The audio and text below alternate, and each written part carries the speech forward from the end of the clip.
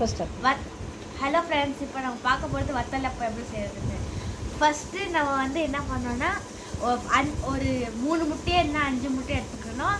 அதை வந்து இது உடச்சி ஒரு பாலில் போட்டுக்கணும். அதை மிக்ஸ் பண்ணணும். அதுமாதிரிக்கு சுகரு, ஒரு கப்பில் சுகரு, 2 ஏலக்காய், 3 ஏலக்காய், 2 பட்டை, அதெல்லாம் பண்ணி மிக்சியில் போட்டு நல்லா இது பவுட்ரு மாதிரி ஆக்கிக்கணும்.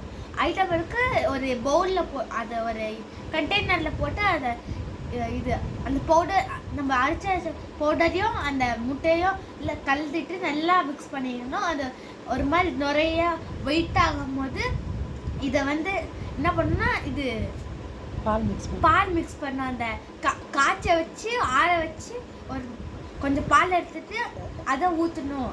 அப்புறமேட்டுக்கு நல்லா கலக்கிட்டு கொஞ்சம் நேரம் மிக்ஸ் பண்ணிட்டு இதை ஸ்டீம் பண்ணணும். அதனால் ஒரு பெரிய பாத்திரத்தில் தண்ணியை ஊற்றிட்டு அதில் ஒரு டிஃபன் பாக்ஸை கவுத்துட்டு அது மேலே இது ஒரு கண்டெய்னரில் எண்ணெய் தடவி ஒரு கண்டெய்னரில் ஊற்றிட்ட உடனே தான் அது ஒட்டாமல் இருக்கும். அதனால் அதை அப்படியே அதை வந்து அங்கே வச்சு ஸ்டீம் பண்ணணும்.